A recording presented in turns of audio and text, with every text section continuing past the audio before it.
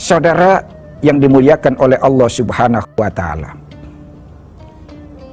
saya ingin cerita sedikit sebagaimana yang dituturkan oleh Wali Ramadan dalam tafsir sastrawinya. Beliau menuturkan perjalanan seorang sufi besar di kota Konya yang merupakan bagian dari provinsi Rum di wilayah Turki. Beliau adalah Syekh Jalaluddin Rumi. Syekh Rumi bukan hanya sekedar ulama besar, tapi beliau adalah penyair ulung pada zamannya, bahkan masih sangat populer di zaman sekarang. Suatu hari, saudara, Rumi ingin menyusun kitab beliau yang hari ini kitabnya kita kenal dengan kitab Al-Masnawi Al-Ma'nawi. Untuk kepentingan tersebut, saudara, Rumi mencari tempat khusus agar tidak terganggu. Bagaimana tempat itu jauh dari hingar-bingar kota, jauh dari keramaian manusia. Singkat katanya, ketemulah tempat tersebut. Beliau mulai susun kitab tersebut dari satu bab ke bab yang lainnya, dari satu pasal ke pasal yang lainnya, hingga singkat kata selesai kitab itu beliau susun.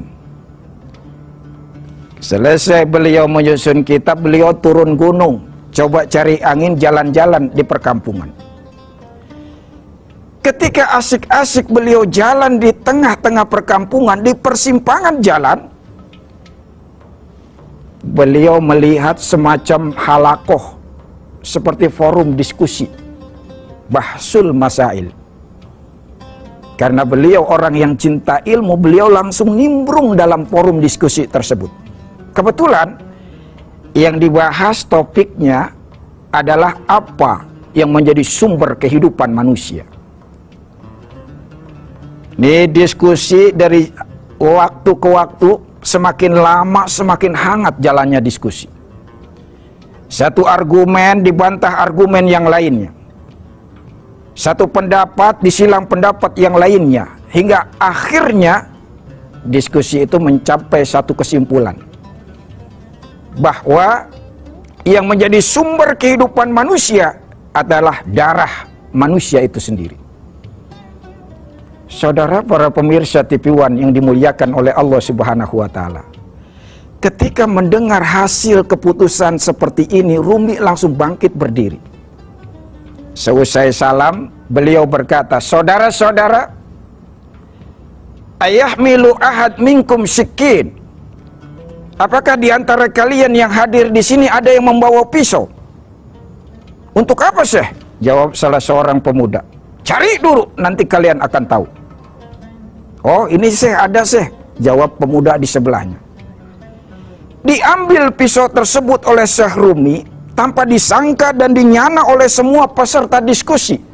Rumi langsung mengerat urat nadinya, seketika darah muncrat kemana-mana. Mukanya pucat pasi, tubuhnya menggigil kekurangan energi. Tersungkur Rumi. Lalu apa yang terjadi? Apakah Rumi dibawa ke rumah sakit terdekat? Tidak. Atau barangkali Rumi dipanggilkan seorang tabib hebat? Juga tidak.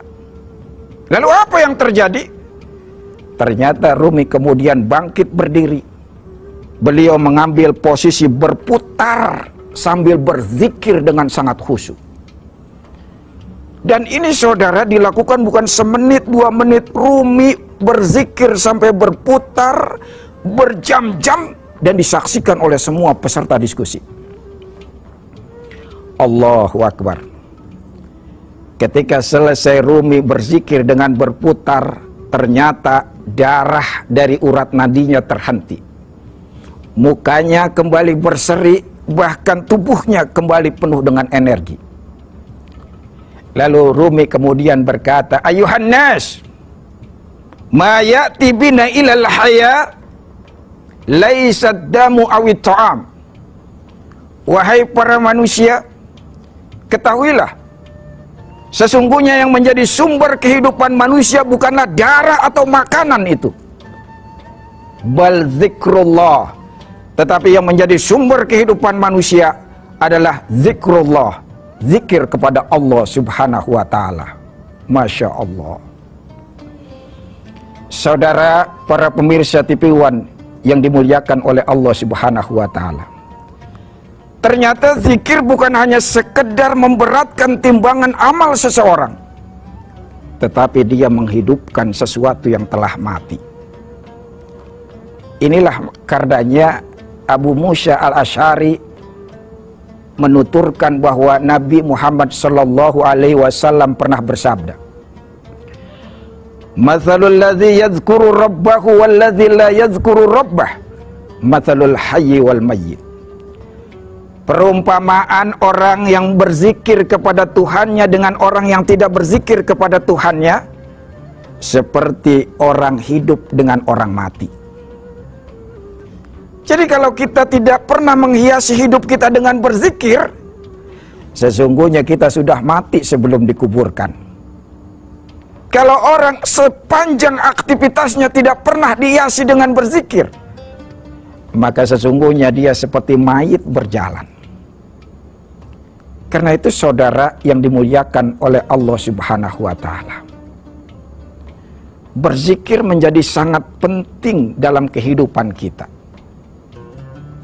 Maka Allah memberikan petunjuk di dalam Al-Quran agar hidup kita terarah sesuai dengan syariat, bahkan menjadi banyak keutamaan-keutamaan dari berzikir yang dilakukan oleh para hambanya. Di antaranya saudara, orang yang berzikir akan diberikan hati yang tenang, bahkan menjadi tanda keimanan seseorang. Lihatlah di dalam surat Al-Ra'd ayat 28, Allah berfirman, "Alladzina amanu wa tatma'innu qulubuhum bizikrillah, ala bizikrillahi tatma'innul qulub." Orang-orang beriman hati mereka menjadi tenang dengan berzikir kepada Allah. Ingatlah, hanya dengan berzikir kepada Allah hati menjadi tenang. Masya Allah.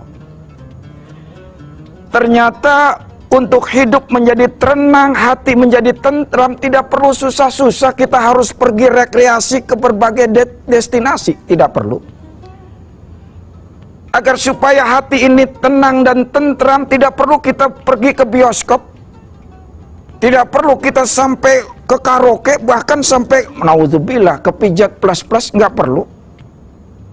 Cukup kita dengan berzikir kepada Allah Subhanahu wa taala, Allah akan janjikan ketenangan. Dan bukan itu saja, akan disematkan orang-orang yang berzikir sebagai orang-orang yang beriman kepada Allah Subhanahu wa taala.